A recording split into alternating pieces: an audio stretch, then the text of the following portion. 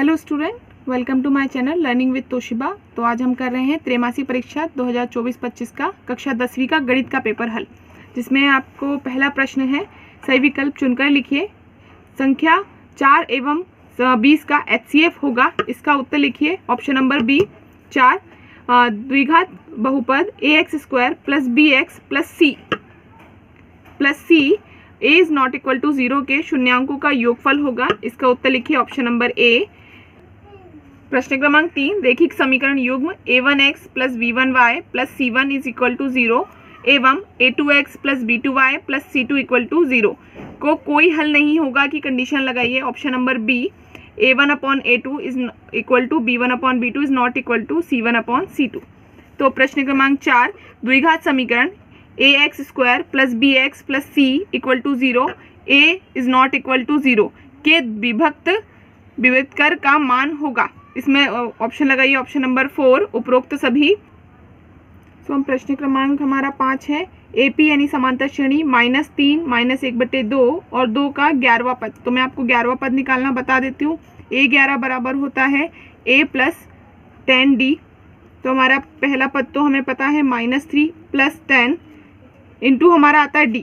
तो D हम जब निकालेंगे तो D बनेगा हमारा 2 माइनस 1/2 प्लस 1/2। तो ये हो जाएगा 4 प्लस 1/2। तो ये हमारा हो जाएगा 5/2। तो हमारा D निकला है 5/2। 2 से हम कैंसिल करेंगे इसको, तो 5 टाइम में 5 5 ज़ा 25। तो ये हो जाएगा -3 प्लस 25, ये हो जाएगा हमारा आंसर 22। तो हमारा ऑप्शन नंबर बी 22।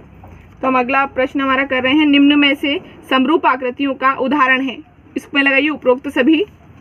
प्रश्न क्रमांक 2, रिक्त स्थानों की पूर्ति कीजिए। हमारा पहला प्रश्न है 0.010010001।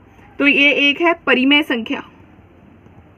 परिमेय संख्या घात 3 के बहुपद को त्रिघात बहुपद कहते हैं। रैखिक समीकरण युग्म का एक अद्वितीय हल होने पर आलेख प्रतिच्छेदी रेखाएं होती हैं। प्रतिच्छेदी रेखाएं प्रदर्शित करेगा। द्विघात समीकरण ax² plus bx plus c is equal to 0 a is not equal to 0 के मूल वास्तविक और बराबर होंगे यदि विविधकर का मान 0 होगा या 0 होगा। उसके बाद प्रश्न क्रमांक हमारा 5 है AP -5 -1 3 और 7 का सारवांतर होगा। सारवांतर अभी मैंने आपको बताया है D निकालना। D हमारा निकाल सकते हैं 7 -3, तो हमारा आंसर आएगा 4। तो इसका आंसर आएगा हमारा 4। समरूप त्रिभुज की संगत भुजाएं होती हैं समानुपाती। समानुपाती। तो हम चलते हैं प्रश्न क्रमांक 3 की ओर। हमारा प्रश्न क्रमांक 3 जो है वह सत्य असत्य लिखिए। एक भाज्य संख्या को अभाज्य संख्याओं के गुणनफल के रूप में व्यक्त कीजिए। ये हमारा है सत्य। हमारा प्रश्न क्रमांक 2, द्विघात बहुपद पर आलेख एक परवलय होता है। ये है हमारा सत्य। तीसरा है हमारा रैखिक समीकरण युग्म संगत एवं आश्रित होते हैं यदि उनके अनंत आलेख हल हो। बिल्कुल ये है सत्य। विविधकर का मान 0 से छोटा होने पर द्विघात समीकरण के मूल वास्तविक और बराबर होते हैं। ये हमारा असत्य है, वास्तविक और बराबर नहीं होते हैं। समांतर श्रेणी परिमित अथवा अपरिमित हो सकती है। ये है हमारा सत्य। सभी समरूप आकृतियां सर्वांग सम होती है। ये हमारा असत्य है। हमारा अगला प्रश्न है प्रश्न क्रमांक 4, एक वाक्य में उत्तर लिखिए। तो दो संख्याओं A और B में HCF व LCM का संबंध दर्शाने वाले सूत्र लिखिए। तो ये पहले का लिखिएगा, पहली संख्या गुणा दूसरी संख्या बराबर आता है आपका LCM गुणा HCF। दूसरा है हमारा रैखिक समीकरण युग्म को हल करने की कोई एक विधि का नाम लिखिए। विधियां हमारे पास बहुत सारी हैं, हम एक विधि का नाम लिख रहे हैं, विलोपन विधि। विधि हम इसमें प्रतिस्थापन विधि भी लिख सकते हैं, ग्राफी विधि भी लिख सकते हैं। द्विघात सूत्र लिखिए। द्विघात सूत्र हम लिख सकते हैं x² माइनस यहाँ आता है शून्यांकों का योगफल ब्रैकेट बंद x प्लस शून्यांकों का गुणनफल। ठीक है। प्रथम n धनात्मक पूर्णांकों के योग का सूत्र लिखिए। इसमें लिखिएगा हम Sn बराबर n/2 ब्रैकेट में आता है हमारा 2a प्लस n-1 गुणा में आएगा d। त्रिभुजों की समरूपता के लिए आवश्यक कोई एक प्रतिबंध लिखिए। कई सारे प्रतिबंध हैं, हमारे 4 प्रतिबंध हैं पर हम एक लिख रहे हैं। हम लिख रहे हैं कोण, कोण, यहाँ मैं एक और बता देती हूँ मैं आपको, भुजा, कोण, भुजा, कोण, भुजा। ये हमारे 2 प्रतिबंध मैंने आपको बता दिए हैं।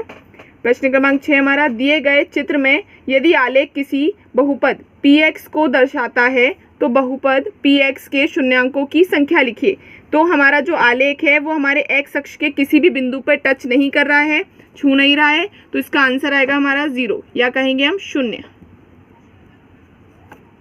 अगला आता है हमारा सही जोड़ी मिलाइए। तो हमारा सही जोड़ी स्तंभ ए में हमारी एक तरफ की सही जोड़ी है, स्तंभ बी में हमारी दूसरी तरफ की सही जोड़ी है।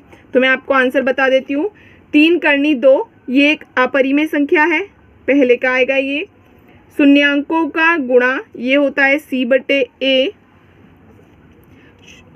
a1/a2 बराबर नहीं है b1/b2 के, तो ये आता है हमारा प्रतिच्छेदी आलेख। विविध कर का मान होता है हमारा b² - 4ac, ये हमारा चौथे नंबर का है। तो हमारी 5वीं सही जोड़ी है 5, 7, 9 और ये हमारी जा रही है 29 तक।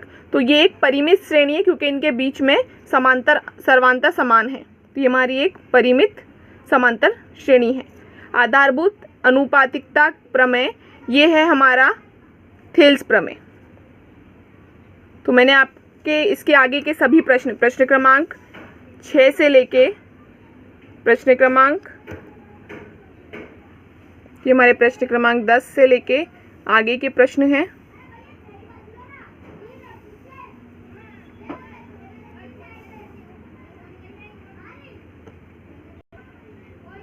प्रश्न क्रमांक 17 और उसके आगे के अंतिम प्रश्न हमारे प्रश्न क्रमांक 23 तक।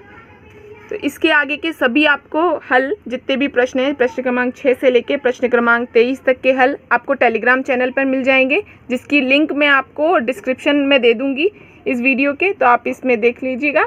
Thank you for watching.